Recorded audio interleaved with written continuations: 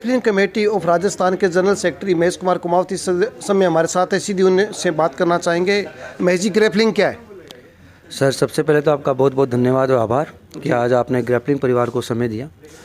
Sir, grappling एक wrestling का ही part है। जैसे रेसलिंग में बहुत सारे पार्ट्स होते हैं गेम्स के, ग्रीको रोमन, फ्री स्टाइल, उसी तरह से एक रेसलिंग का ही एक पार्ट ग्रैपलिंग है। और ये रेसलिंग के सानिध्य में ही हम अभी गेम को आगे बढ़ा रहे हैं।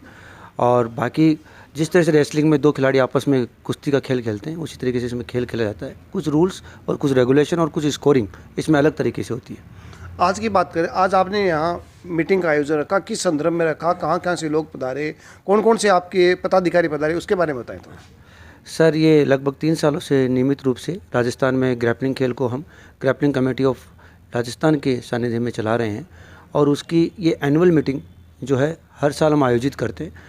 और इस मीटिंग का जो आज उद्देश्य है वो खिलाड़ियों को और कोचेज़ को हम कैसे और आगे बढ़ा सकते हैं, कैसे आगे लेके जा सकते हैं, उस पर चर्चा की गई है।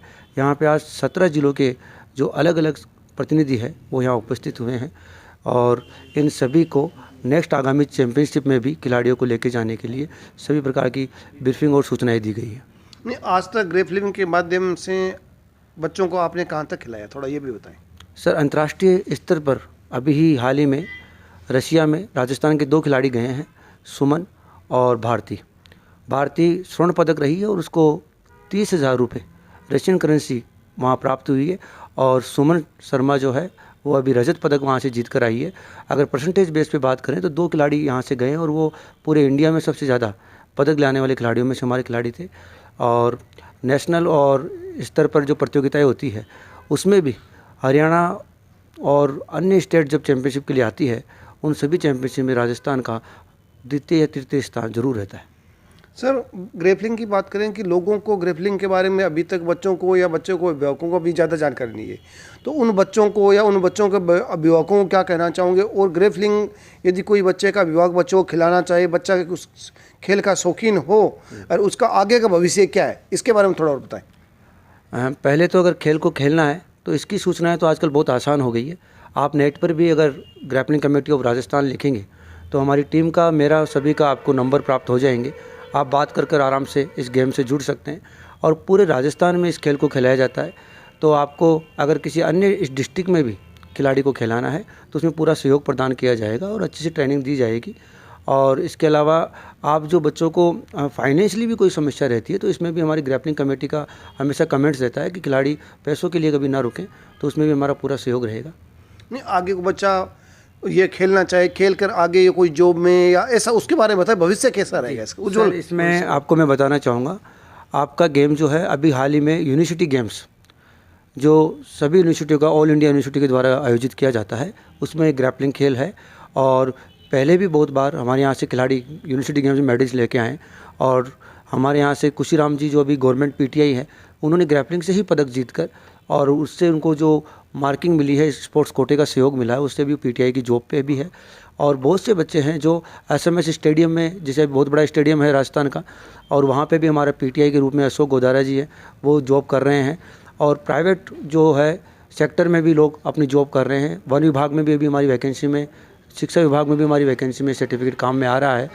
और बच्चे जो एजुकेशन में आगे जाके बीएड और के अलावा बीपीएड करना चाहते हैं, जो कि अब शारीरिक शिक्षा का कोर्स होता है, और बीपीएड में स्पोर्ट्स में खिलाड़ी होना कंपलसरी होता है, उसमें भी इस सर्टिफिकेट का बहुत बेनिफिट बच्चों को मिल रहा है।